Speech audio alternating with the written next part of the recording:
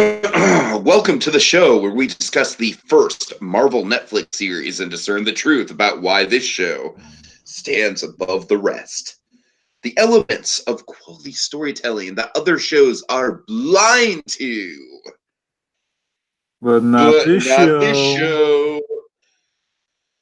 Join us as we start Discerning Daredevil. And tonight we are talking about Season 3, Episode 10, Karen. Yeah. Oh, I thought you were going to jump in with a hello, Karen. Oh, man. Dragon, honestly, that as much as I like the episode name just being Karen, I think hello, Karen would have been even more appropriate. Yeah. Dragon, the video description for this one simply reads, "Hello, Karen. It's nice to see you again." All right, so Dragon, let's just dive right into this. Of course, folks, folks, this might be the quickest discerning Daredevil we ever do. I'd wager to say, Dragon, we might be done with this before the hour's out. Because this is it's mostly flashback with about 10 minutes of action scene. It's gonna go by like a breeze. So I'm actually pretty excited to break this one down because it's a pretty unconventional one. So without further ado, Dragon, let's get into the plot.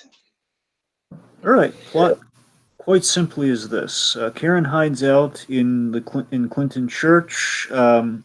We have some flashbacks to her tragic backstory. We've been building up for a few seasons now.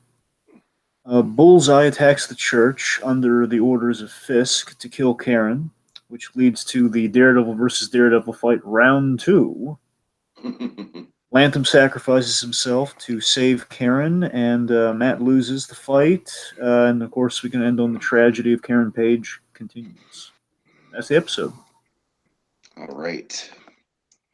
Okay, arcs, Dragon. Oh man, this is gonna go by so fast. Because we have a couple arcs, but if I'm being honest, the rest of them are kind of touchstone where Right. Karen, and I guess Karen, then by proxy, Matt are kind of the major ones. But we're going to start. Well, of course, Karen's gonna, we'll spend some time on Karen, of course. I think the rest are gonna be glorified bullet points. Pretty much.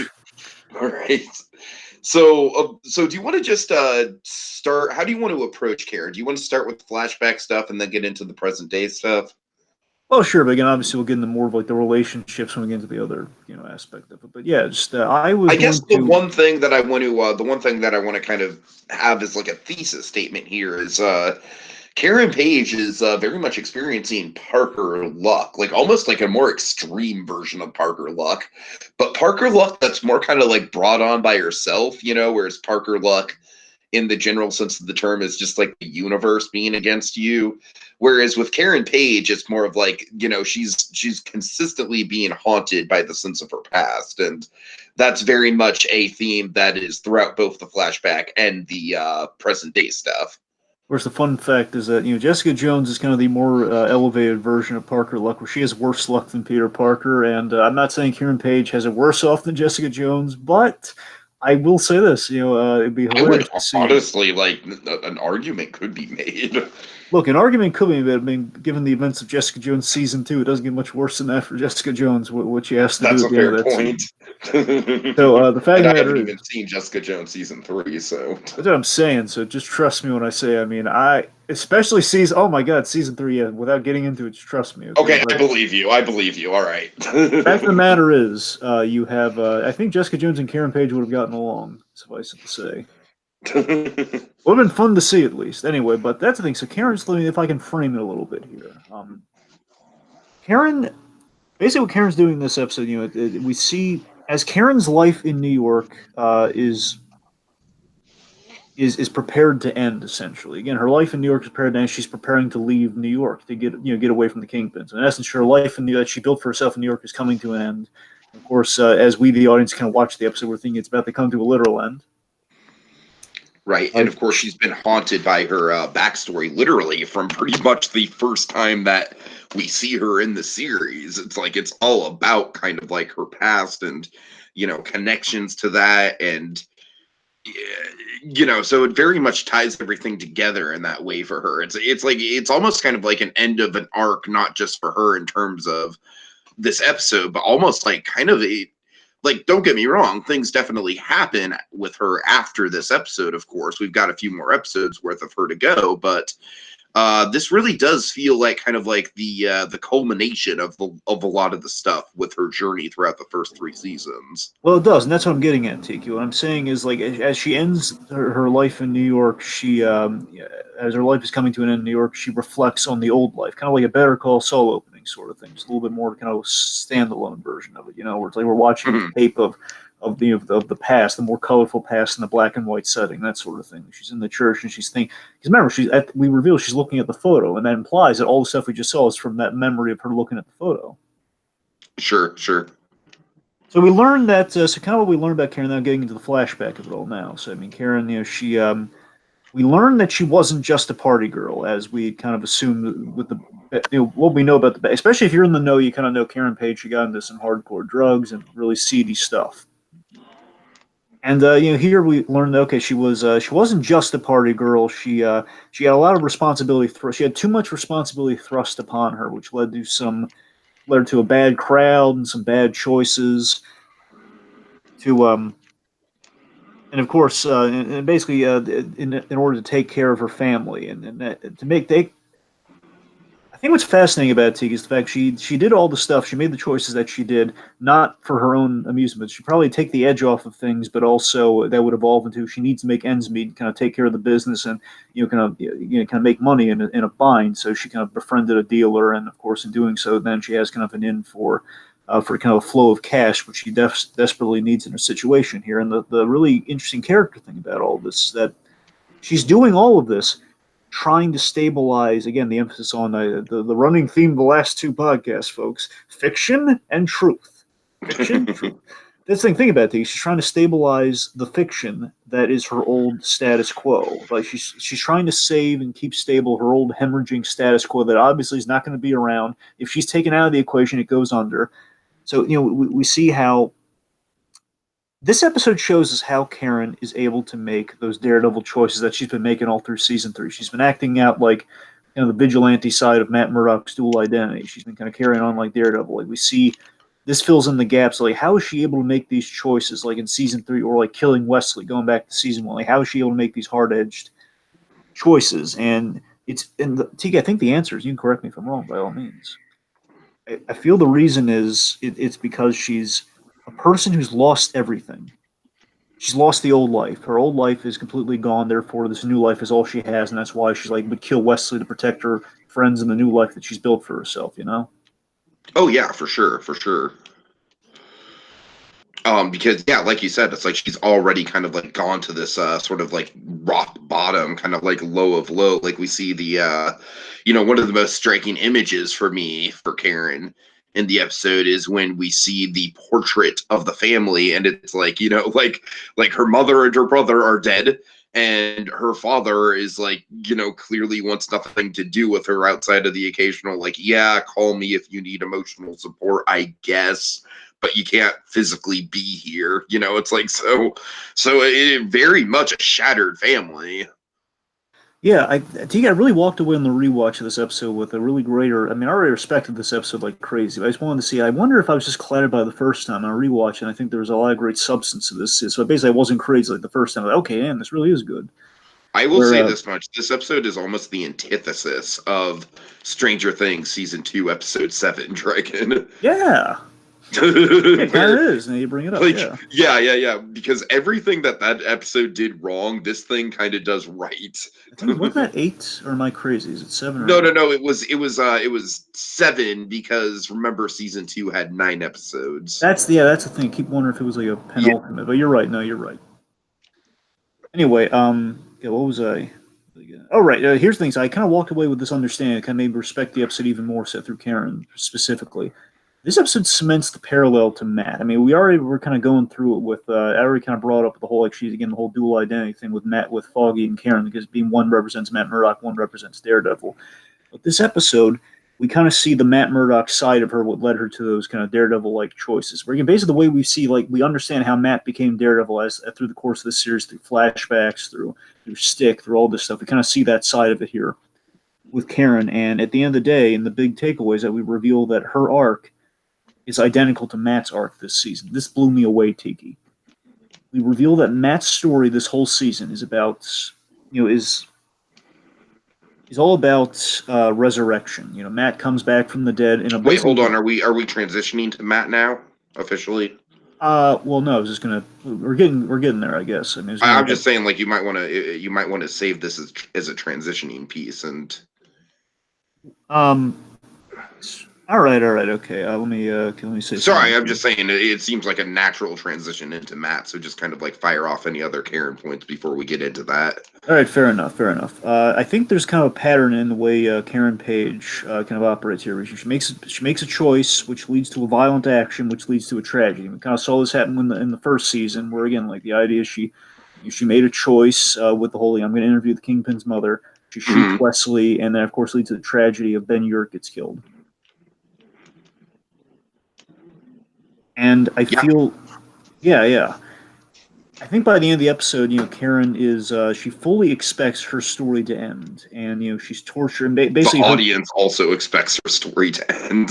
At least the ones in the know. I know, and that's the thing that really blew me away. It's like, okay, so it's not only just like you, the audience member, expecting; it's the fact that Karen, right. like, she closes her eyes before the big moment, and that she wants. I think we're going to have some stuff to say about that in Dare to be different for sure. Absolutely, it's like that she's so tortured with basically her punishment isn't death; it's the fact that the nightmare continues, and she's helpless at the end of the episode. That's where she's at the end of the episode. She is helpless, and she's receiving a punishment. Here's the thing: it's kind of what we've been having with Matt here, and again, I guess I'll loop back to the Matt point when we'll transition. Okay. See, Karen, this episode, it's kind of what Matt's been having this whole season of, like, am I being is it a punishment from God, or is it an opportunity from God? Where it's like, am I being punished for my sins by keep on living the nightmare, or is this a second chance that I didn't get killed that I can turn around? And the bigger revelation I had with Matt is that Matt's story this season is a story of resurrection. Of course, he very much like Iron Man, he went for the sacrificial play and he still survived. Going back to the first Avengers, it's like, he made the sacrificial play, he's alive, and he has to figure out, like, the Iron Man 3, like, well, what do I do now? Like, he has the PTSD, he has to figure out what am I going to do now in terms of Matt Murdock's dead, Daredevil's alive, and that's the ultimate parallel that Karen and Matt are linked this season. That's what this episode really puts into play. Oh my God, they've been linked the whole time. It's not just reading into it. It's the fact that, she's reinvented herself. The old life died. She came back with the new life, and she just can't. And much like Matt, she can't fight her past and her past instincts from coming back into the fray and haunting her. Yeah, very much so. It's very much a mirror image, for sure. Interesting. Very interesting stuff. Of course, bringing up Matt. All right, so honestly, not a ton with Matt at all. It's, I guess, like, kind of the main thing with him is the big decision he has to make. Yes, I mean, Matt, he's very pressed for time. He chooses, in essence, to do the right thing. It's so a catch-22, though, Dragon. Like, I love how the woman just kind of lays it out, like, look, you're never going to get a chance like this. Like, I have to tell him that you were here, and after he knows that, he's going to beef up security tenfold. Like, if you want to take him out, by all means, do it. I encourage it. But, it's not going to work out so well for you if you leave. And here, again, we kind of linking the Karen story where, again, the past is kind of repeating itself here, where, again, Matt makes he has the opportunity, he's on the path of doing the wrong thing, but then Karen's in danger, and then he kind of, again, as we think Matt's about to make the choice where he's going to kill the Kingpin, he chooses to do the right thing, which gives us, the audience, kind of hope that, okay, maybe he's going to go down the hero's path after all. He's, like, hoping for a return to status quo after the revelations that he had of the last episode. And in the end, what happens to Matt here, of course, within the arc, is that Matt, he returns, in essence, Teague, it's so mind-blowing, he returns to where it all started, him saving Karen from an assassin sent by the Kingpin. It started all the way back in episode 1, same circumstance. And right. And at the end, Daredevil, again, doing the right thing, and you think punishment, lesson from God or punishment from God here, where Matt, I don't mean to get uber religious on people, again, this season's all about the religious aspect of Matt Murdock, so we have to Daredevil, he's in the House of God, where Matt grew up. Or Daredevil's in the House of God, where Matt Murdock grew up. Latham, his closest ally, dies because of Matt's mission, because of the mission that he took on himself. And we have yet another example of Matt this whole season. He learns the hard way. He's off his game, and there are consequences. He charged in, I'm going to kill the Kingpin. He's not ready for things. He's taken off his game.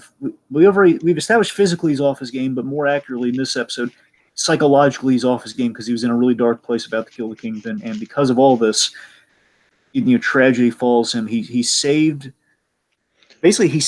lives, but at the end of the day, Matt is taken out. Matt is, he's beaten yet again because he wasn't ready, because his mind wasn't in the game, because he rushed into things, because he was on a path of making the wrong choices, because he's overthinking things, not just kind of doing the right thing.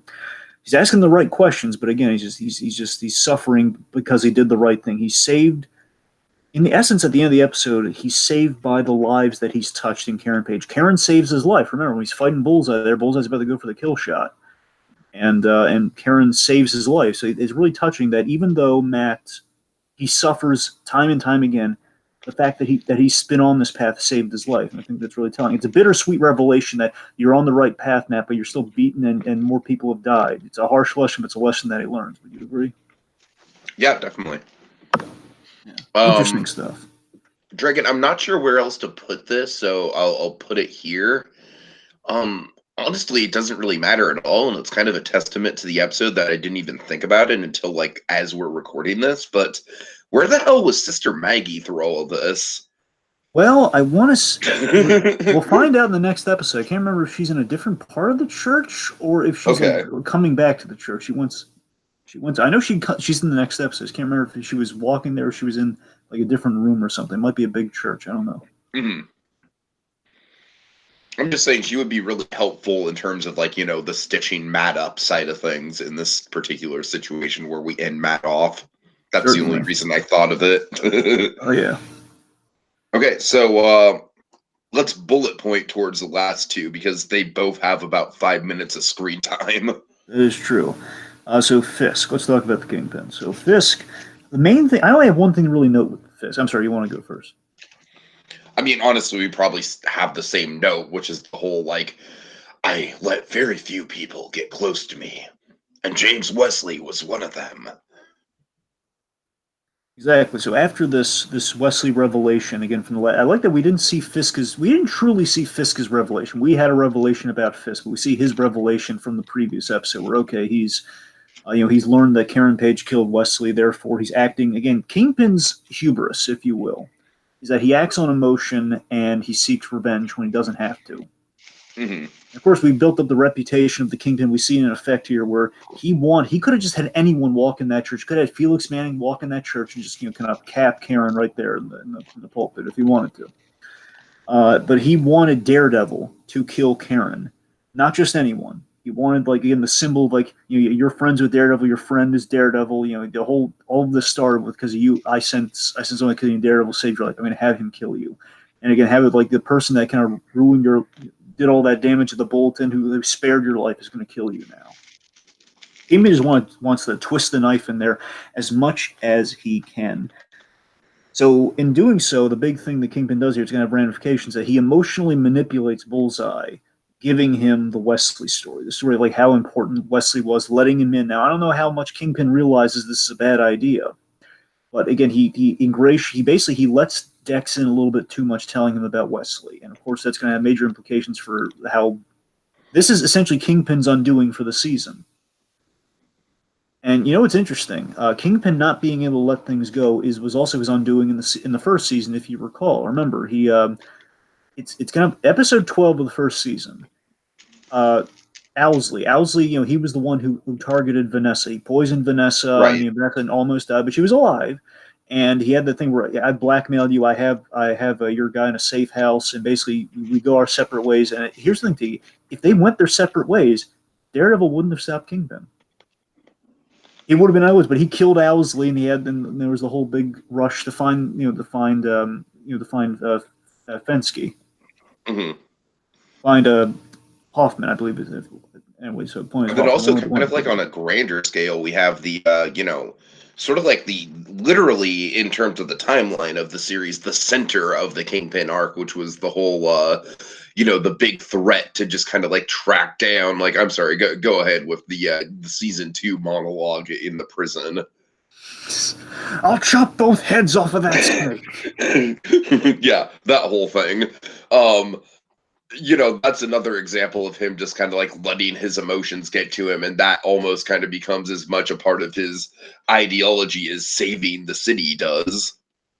Exactly, and the other thing we should probably note, just in general, is that how did you? I want to get your opinion on this, T, because I was wondering this when I was watching. How do you feel about the whole Wesley Sun angle? Like he Mhm. viewed Wesley as somewhat of a son, because you know me, when we were talking about the first season, I always viewed Wesley. I'm fine with this. I'm just wondering because I've always viewed Wesley as the brother to the Kingpin. Kind of stuck out to me too. Yeah, I always viewed him as like a little brother for sure. But again, little brother's in kind of a vague, kind of like son capability. I mean, I don't know. He's kind of like the younger of the two. I don't know. I could kind of see It it. doesn't bother me. It just kind of stuck out to me like, that's not how I looked at it, but it is the writers, so they know best. Yeah, but it obviously doesn't really corrupt anything. Again, you still have all the emotions you had in the before. It's just we kind of see, okay, you saw him as a son, which is it's interesting to say the least. But I think the big thing that a big reason I bring it before we move on here is that do you think there's that might be an intentional pull? I mean, one obviously there's kind of a father figure thing with Bullseye. I mean, sure, there's that. It's probably why they did it. But in another sense of it for this episode, might be a bit of a parallel to Karen's father, to the Karen Paxton story, where again Kingpin, like Karen's father, lost a son, and he is angry at Karen for it. Hmm. Karen's fault. Yeah, All I right, can see that for sure. so speaking of kind of father figures here, let's talk about Father Latham. Oh man, dude, this was tough to watch. It really was. Yeah, poor And of Latham. course, Dragon, we're doing this. One of the hooks of us doing this like a year or so after the fact is that this is our first rewatch of Daredevil season 3 on both our ends.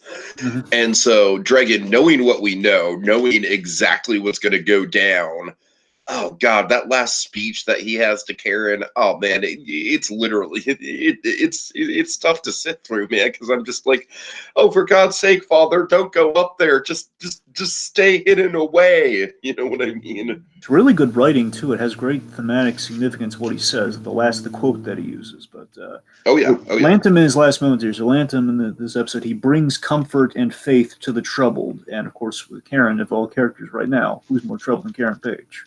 Hmm. And he's doubling down on this because he feels that he let Matt down.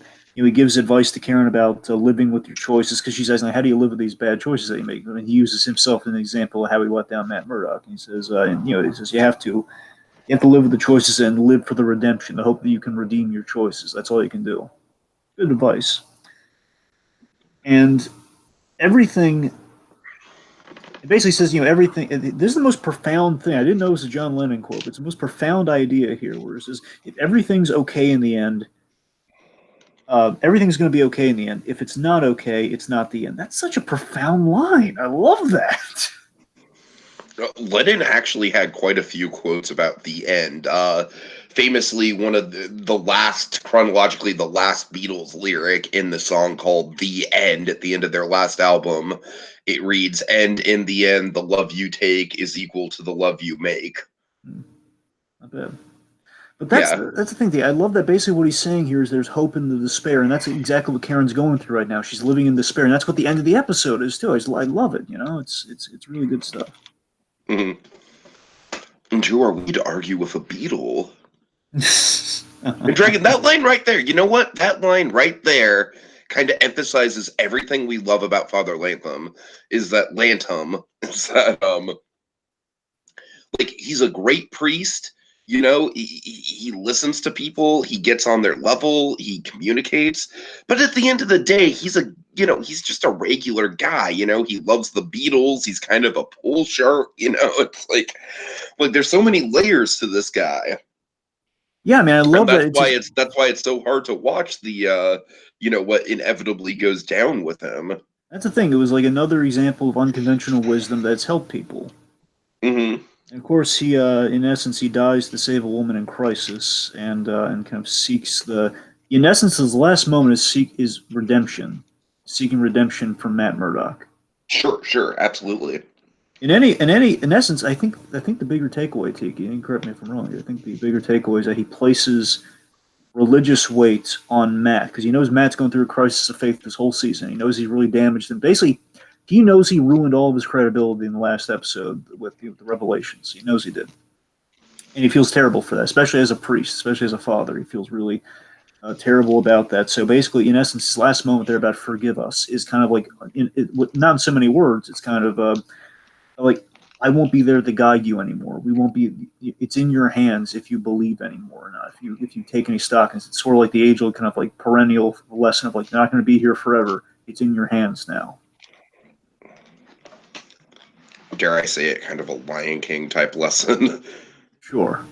Fucking Lion King. Anyways. Anyway, so let's transition to our next segment. Yes. Okay, getting one sec. Right, daring dynamics. Yeah, so basically, these are, folks, it's kind of a trifecta of Karen dynamics here. So we're getting the really kind of the Karen show. Yeah, let's have some Karen cakes, Tiki.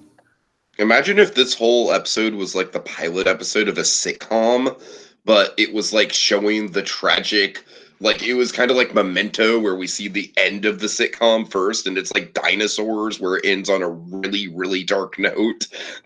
But the rest of it is just like a delightful, sitcom and a family diner. Yep. All right, I'm sorry. I'm being way too silly here. Anyways. So basically, we're going to break down Karen's relations. Basically, this is how we go through all the flashback stuff. We're going to kind of break down Karen's relationships to the three key men in her life at this time in her life. So this is, by the way, this is Karen's time in Vermont. She's from Vermont, apparently.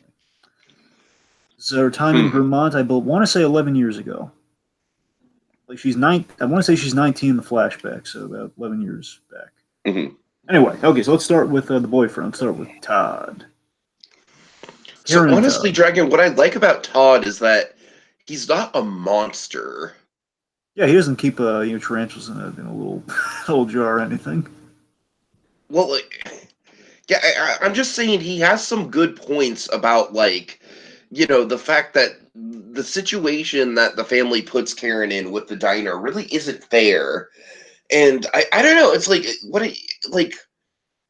honestly, I feel like this guy is written to be about as sympathetic as they could possibly make him, where he is still, don't get me wrong, he's a bad influence that leads Karen down a bad path and is the cause of what happens in the episode for sure.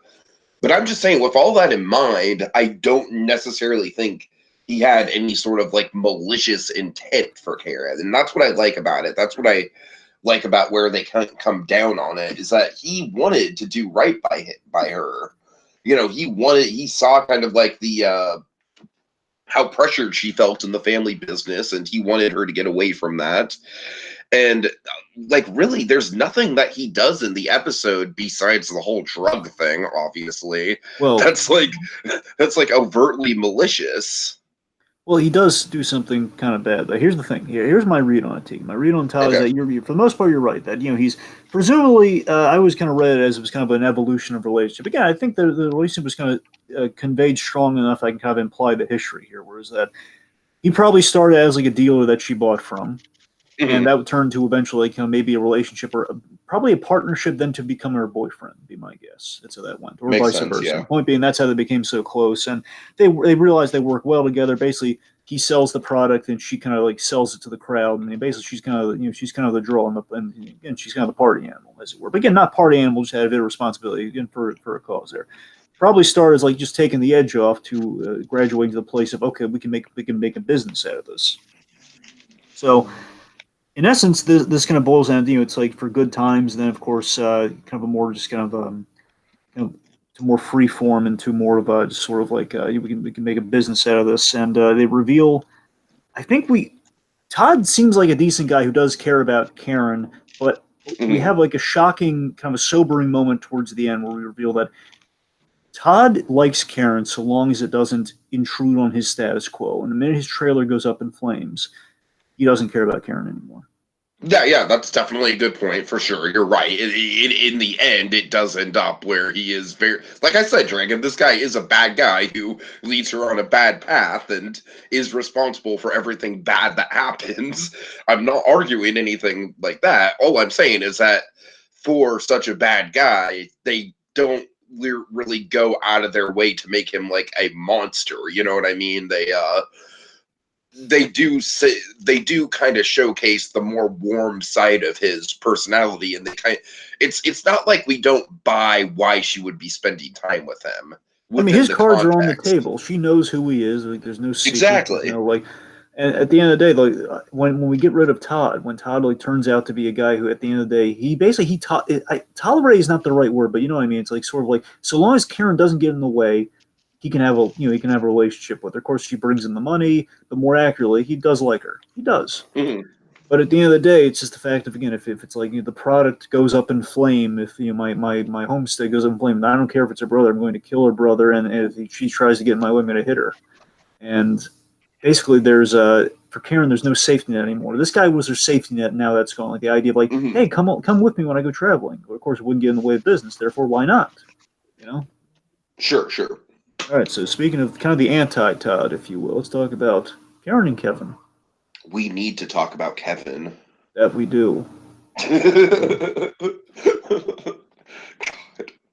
Oh man, that was such a I'm kind of proud of that one, honestly. Anyways, okay, so yeah, Kevin is just kind of like the very very supportive brother who's almost kind of supportive to his own fault and to Karen's own fault, where he kind of sees the road that Karen's going down, and I don't want to say he enables her, but he doesn't do anything to stop her. And I mean, to a certain extent, he does enable her because he's, making up cover stories for why she's late at work. And we assume this is like a regular thing that goes down because we see just how quickly they bounce off of each other to do it. That was honestly, Dragon, like a brother sister thing that felt very relatable to me with my own sister, how we were just able to kind of like invent lies on the spot. And so I like that about their dynamic. He does kind of make a move that is laterally to save her. So I mean, it's not 100. He doesn't know if it's going to take or not. But basically, so what Kevin does here, so he's the brother that's in her corner.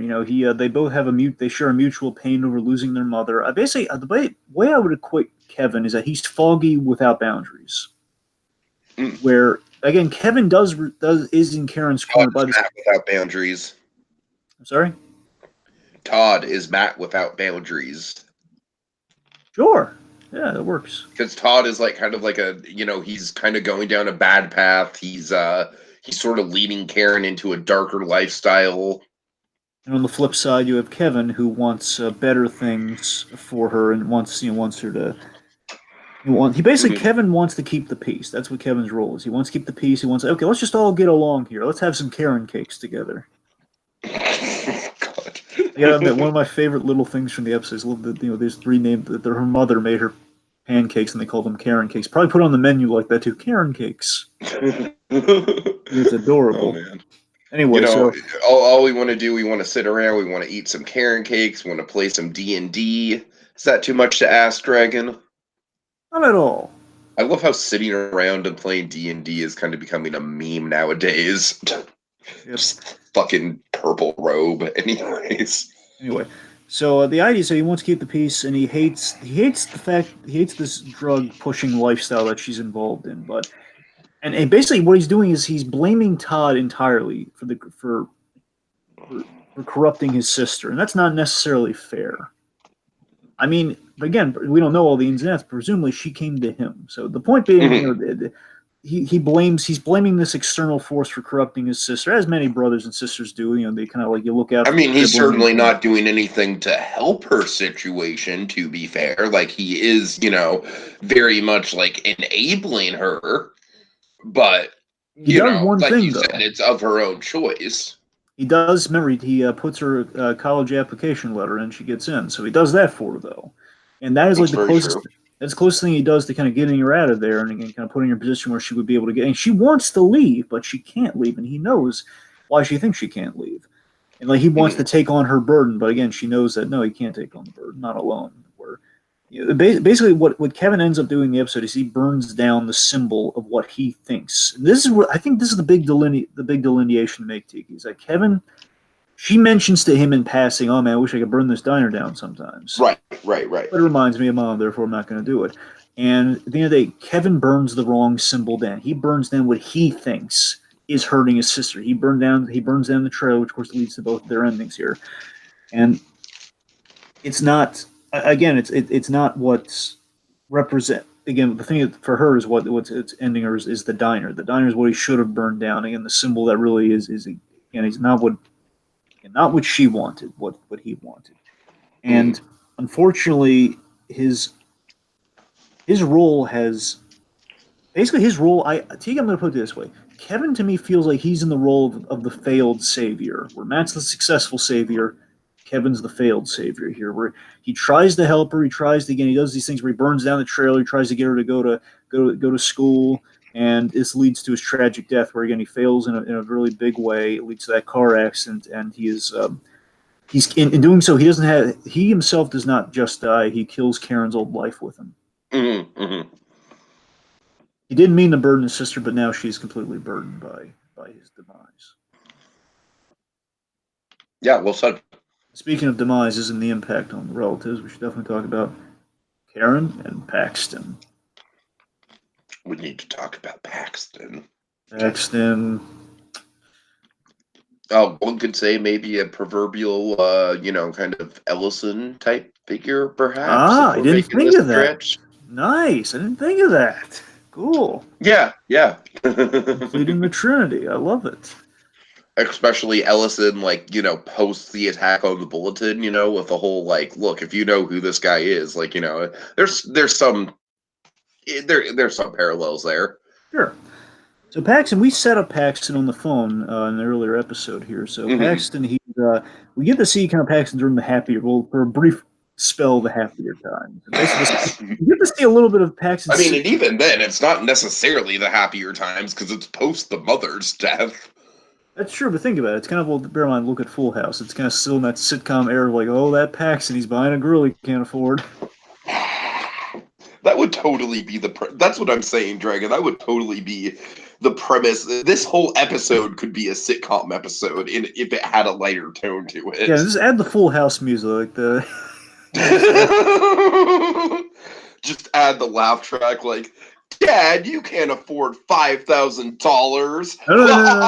I mean, add the the sad music. The whole we're having the emotional conversation right now. Exactly. Oh God. In all seriousness, so Kevin. Now I seriously want to see a fan edit of that because the whole flashback does last about 20 minutes as well. Okay, so in all seriousness, Paxton, to me, he's a man who's in denial after losing his wife, and he's trying to keep her alive via the diners, trying to keep her alive via this physical symbol of what their family was. Kind of like a Carl Fredrickson thing going on almost. I mean, the diner is literally called Penny's Place, so that's right. it's literally the wife's name is on the place. Basically, he thinks if I can keep the diner and keep the family together, keep the small town vibe going. And I wonder, T, let me get your read on this. I wonder if there's maybe in the Page family, the impression I got is that there's an obliviousness to the women in the Page family from the men, let's say. So basically, it's Paxton doesn't realize that his wife was the one who really ran the business. He probably assumed okay, I'm going to name it after the wife and we're going to run it together. Mm-hmm. And he thinks he's the one calling the shots. Where in actuality, Penny called the shots, and now that burden falls on Karen. He just doesn't get it, which is why why they're having the family strife they're having underneath the surface right now. He's just trying to. He's in complete denial over. Yeah, I can see it for sure. And that's his hubris right there, where he thinks okay, hey, I can run the place fine. Again, it's classic it's classic father-child dynamic, where the child knows something, but the parent will for their own just kind of ego, they will not let the guard down. They will not admit to it. They will not say, "Look, you can." It's more like a grandparent thing, especially. But it's kind of a thing where it's I'll be fine. It's fine. We'll run the place. We're not going to run into the ground. Where of course he's not making these smart financial decisions, so he will run into the ground. Of course, with the loss of Kevin's, of course, things get really ugly with the lottery ticket. Oh God, the lottery ticket scene's sad. Oh, that was Dragon. My mother actually, ever since I turned 21, she's bought me a lottery ticket for my birthday every year. So this whole thing has, you know, this whole scene really kind of hit me hard. Hmm. Like I can imagine a scenario like this playing out where like me, Dragon, genuinely, if my mother like died around my birthday, I hate to get into such a dark territory here, but if my mother died around my birthday and like I had that, that lottery ticket, that scratcher is like the last gift she ever gave me, Dragon, you bet your ass I would treat that like, like Awesome Mix Volume 2, for lack of a better term, and I'd be like, no, that I am not, there's no way I am ever scratching this, so I totally understand like the significance of like symbolically you are taking away that one last it's like the way more tragic version of Peter Quill opening the present at the end of Guardians of the Galaxy, you know what I mean? Sure. Let's see. All right. So then we get to the loss here. So the loss of while things are on the outs, Karen. I thought She's I was very just talking about the loss. well. I'm sorry. I mean, we kind of started with the lottery ticket. That's what I was kind of referring to. Oh yeah, I'm sorry. Go ahead. My I'm bad. saying what I'm saying is, after that, it's kind of mentioned. I'm thinking about right now is that Paxton. That argument is what triggers the events that follow. So literally, if they didn't have that argument, who knows? So, of course, after the demise of Kevin, which is just so tragic in the way it unfolds, to just the fact that if she kept both eyes on the road, if she did, that was a very stressful And of course, she situation. was drinking and doing drugs at the time as well. So Point there's being, it's that. all exactly. It's all basically in Karen's vices and just the bad stuff that Karen was in. Is Mhm. what is just what took him away. And again, it's all on Karen, unfortunately. That's kind of what Paxton is kind of putting on Karen's shoulders here. It's like literally, Paxton won't give Karen the responsibility until it's her at fault. That's when he gives her all the responsibility. He admits to all the responsibility. He would never admit that I run the place. That sort of thing. It's like you did this. And it's. I love that Paxton's not necessarily a bad guy. He's Mhm. doing Oh no, something. not at all. You understand where Paxton's coming from, but it's just really harsh.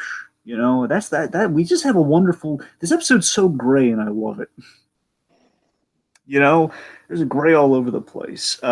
Where the loss of Kevin, it splits the family apart. He can't accept the new status quo, which again is kind of his characters. That's what his characters can't get past. He can't accept the new status quo. Honestly, it's kind of it's it's kind of occurred to me now. With all the dynamics that Karen has, they all have kind of they all have a link where they can't accept the new status quo. Todd can't accept the status quo where again he loses his trailer's business and he's kind of like something has changed radically for him and he can't just move past it.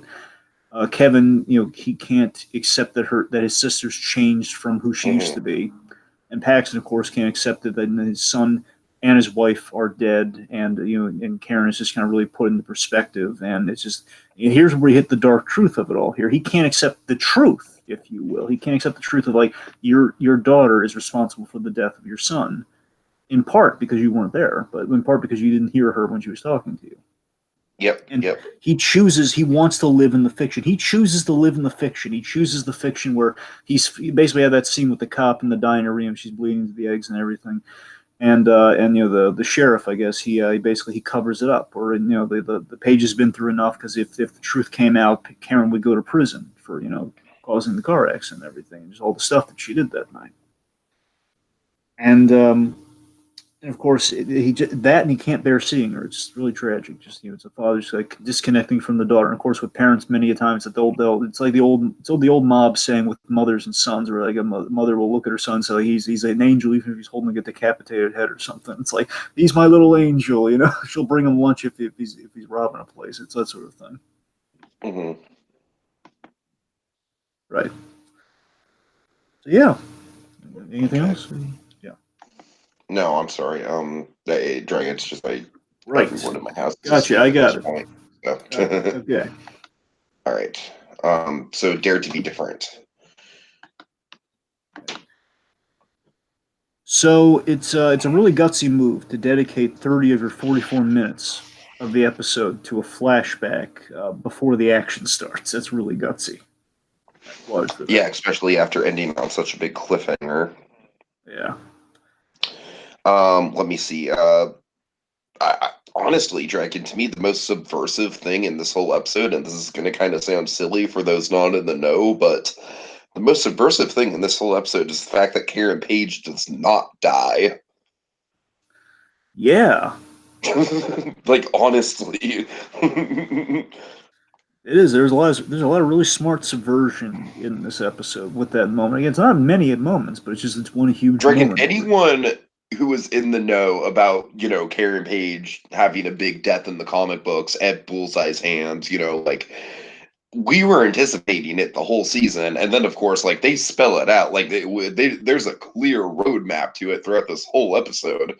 So and the ironic thing is, Dragon, on first watch, like I already illustrated, like on first watch, we think that we're seeing Karen's last moments, but in reality, we're seeing Father Latham's last moments, and so that's sorry, Latham. I don't know why I struggle so much with that. Um, but you know what I mean? It's like, it's just such a twist on things where I'm sorry, I'm kind of repeating myself, but you get it. Yeah, I do. So speaking of that, I love the.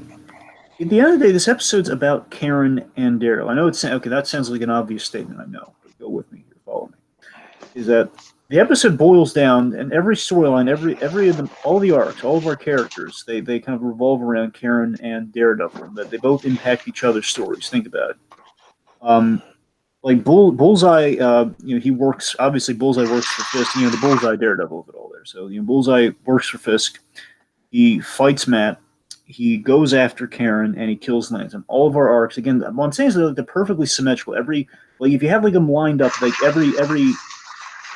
you had them lined up, every point would just kind of connect to the other one. If you had like one of those little diagrams where it's like connect the lines to the opposing side. Everyone goes to a certain place here.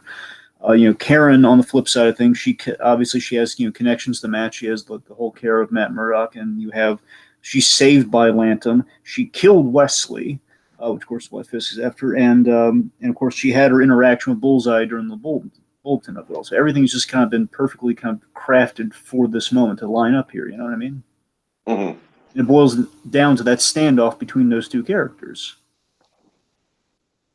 And it kind of it basically it reflects about who these two characters will always be. They're always going to be tied together. In this case, in a negative sense, where the person dressed as Daredevil is trying to kill you, and it's kind of like that full circle effect of what the first season was about, where then you have the real Daredevil trying to save you from a killer. It's really great full circle storytelling. Let's see the red lighting. Red lighting's back, and I love it. Definitely. I don't think Dex has ever been more scary than he is in this episode. I mean, he is just like off the deep end. Like, if there was any doubt of his lack of humanity here, folks, look no further. Let's see. We're starting again. As I'm sorry, piggyback on what you said, we strayed from an iconic moment, but to service the story. I think it's the most important detail. Where again we service the story by with the misdirect. Mm-hmm. Let's see. There's an honesty. There's a really harsh but gutsy honesty in the portrayal of Karen's past. With all the gruesome details. Like, for example, I love that we didn't do a cliche take on Karen's drug addiction, which we very easily could. I mean, we've seen drug addiction tackled many times in Jessica Jones, even Iron Fist. We've seen drug addiction tackled a number of ways. It kind of gets old after a while, but here it did not. No, it doesn't.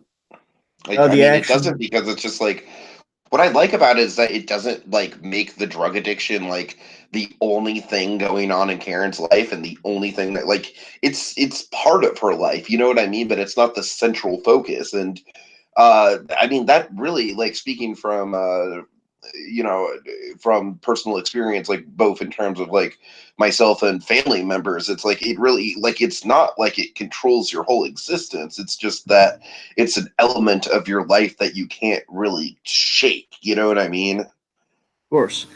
Overall, the action and the rematch of it all is really great, and of course, we blow the Daredevil movies church fight between Oh my Daredevil and god, Bullseye out of the yes. water here with this episode.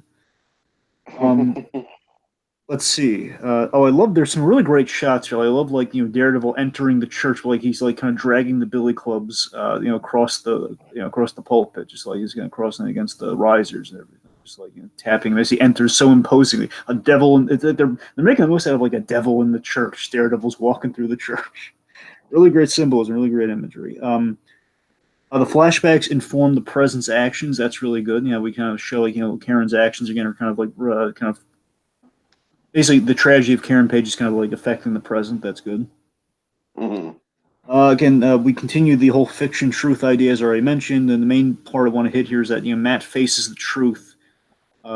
Matt, he learned the truth when he was down in the basement. Now he accepts the truth with Latham and everything when he's in the church on the upper level. So now the truth is in the fiction's gone. Now he's meeting the truth, and in meeting the truth, he has to battle himself.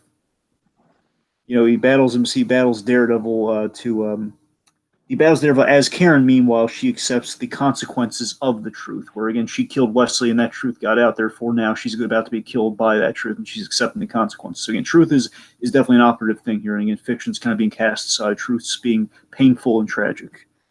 Already mentioned Karen cake. Just love those as a concept. Just want to get that.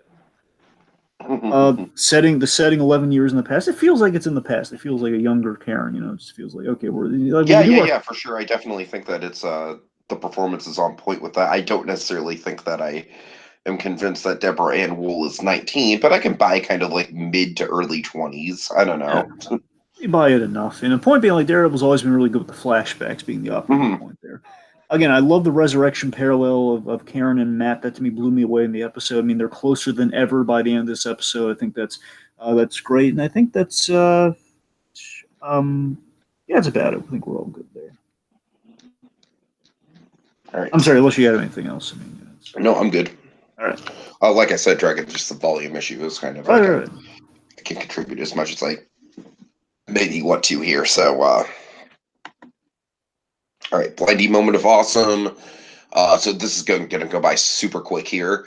So like I said, Dragon, the big subversive thing about this episode is that Karen Page does in fact not die, and Father Latham, God damn, why is that such a thing for me? God damn it, I am. Anyways, Well, at least it's not Father. Father Caballeros. That's more understandable because at least that's a different fucking language. All right, this is just general phonetics. Sure, sure. All right, but Father Lantum, takes the fall, and it's such an effective moment, Dragon, because it's like we get the close up on her face as I'm sorry, is it a knife that kills him or a No, no, no. billy To you, club? it's the Billy Club. It's right from the comic. Daredevil threw basically Bullseye throws the Billy Club, and we have the insert. Big one. Okay, so the billy club impales him then. Yes, that's how it happens. I mean, in the comic, it was Karen got hit in the head with the Billy Club, like right through the head. But they kind of made a little bit more Gotcha. Okay. for the reveal of it all. So yeah, we get the close up on her face, and she's just like absolutely horrified, and we think that she's horrified like she's in pain, but in reality, no, she's horrified because Father Lantum steps right in front of her, and the billy club is just like impaled straight into his chest, and she's just like apps Dragon. I love how she's just like instantly devastated by it. You know what I mean? She's just like instantly like, no, I can't. I physically and emotionally cannot have this on my conscience. Like another person is dead specifically because of me. This can't be happening. Yep. I love that eye close at the start of it, like what builds it right up to where again, like she's expecting to die in this moment. Like, okay, it's the end. I got it. Hmm. I earned this. I did this. I have to problem myself. I'm ready. And of course, she has to live with it now. Yeah, really good stuff. All right, so I, for you. Honestly, you and I wanted to pick this in pairs here because you and I both have the two big subversions from the moment. So Sure, in the absolutely. comic, the way it went down is Karen got the Billy Club to the head, and he was left. Matt Murdock was left cradling Karen Page. with the with the Billy Club in her head. Uh-huh. And those were the two most iconic shots from Guardian Devil, which basically many people dovetail Born Again into Guardian Devil. Those are the two big Karen Page stories, because her drug addiction is what sold Daredevil's identity out to the Kingpin in Born Again. And basically, I want to say she had gotten sober by the time of Guardian Devil, and the idea is like once she got her life together, then Bullseye strikes her down. Anyway, the point being, the last shot of the episode really rung even more true, because I was going to take Tiki's moment, but this one really hit me in the right place, and it still hits me in the right place, because I remember being blown away by it during the first watch, where it really sinks in, like, oh my god, you saw the subversion you didn't expect. It's kind of like a now what moment, where like Matt's been practically beaten to a pulp. He kind of gave his all with the Muay ropes and everything, and Karen saved his life at the very end. Again, a little full circle. It's kind of a reversal of it's a reversal in many senses of the word. It's a reversal of Daredevil saving Karen's life, but he couldn't do it this time, and Karen saved his life. And she's left with Bullseye has gotten away. Karen was fully expecting to die and her story to end, and all that's left here is that we linger on the tragedy of Karen Bates. It's like a shot where she's cradling Daredevil, and the man in black, the man who saved her at the very beginning here. She's cradling him, not knowing what to do. She's utterly helpless, and we have the red lighting, just the perfect red lighting that it kind of symbolizes with Daredevil and the whole thing. And it's just this idea of like, well, your story, again, it's basically speaking to what Latham was talking about earlier in the episode with the John Lennon quote. It's the John Lennon quote. It's what we end with here, where it's the idea that, your ending's going to be you're going to have a good ending. Your ending's going to be good. And if it's not a good ending, then that means that your story's not over. This is terrible. This is like a very horrific, the tragedy continues, which means the story's not over. It means there's some hope there, but how it looks really hopeless, though, Mm-hmm. Just the fact of like it's like Karen's nightmare continues. It's a perfect shot that encapsulates all that. But believe it or not, the moment that kind of cinches it over the first misdirect for me is the fact that I love the music. The end credits music does something it's never done before. We have like this really sad end credits music. I love it. Right. It basically it makes the moment sink in, and I loved like, oh my god, like that. It's like it has the choir. It's like the church's choir is built into the Daredevil theme. I loved it. It's so sad. Okay. So sad. So sad. All right. The Norma Bates So Sad choir, everybody. Okay, so let's get into the Braille Trail. How does this connect to everything? Choir of Farmigas I'm thinking of right now, anyway. Oh, God. Well, like I said, Dragon, I will say that we've had this whole thing with Karen's tragic backstory alluded to since basically the first moment we ever saw her, or at least the fact that, tragedy seems to follow this character wherever she goes. That was established from her very first moments. Because you asked me earlier, I do want to answer your question from episodes earlier here. So I do know. So I know how Karen's thing went down. I looked into it just to be absolutely certain here. So the way it goes down in the comics is that Karen's past was her present. That's a big switch. But the point is that Karen Page is a tragic character in that she was all put together, and then she left Nelson and Murdoch, probably because I forget if it was she found out Daredevil's identity and she left Nelson and Murdoch. She went out on her own. She tried to be an actress. And basically, she went to Hollywood. She tried to be an actress, and she ended up in adult films, and then became addicted to drugs. And that's when that leads her to Born Again, where she sells Matt's identity out for a fix, which of course ends up going to the Kingpin. So that's how it goes down. And the idea is then she works her way back, and she gets killed in Guardian Devil, which Kevin Smith wrote, by the way. Kevin Smith killed off Karen Page. Oh my God, really? Yeah. I'm sure you've told me that before, but wow, even better, even better, because Kevin Smith does that interview during Comic-Con, especially. He does the IMD Boat interviews where he meets all the celebrities. He talks to them. He actually met Deborah, and I forget if it was during IMD Boat or something. He bumped into her and he said, "Hey, I'm the one who killed you in the comics." When season 3 was coming out, so it's really adorable.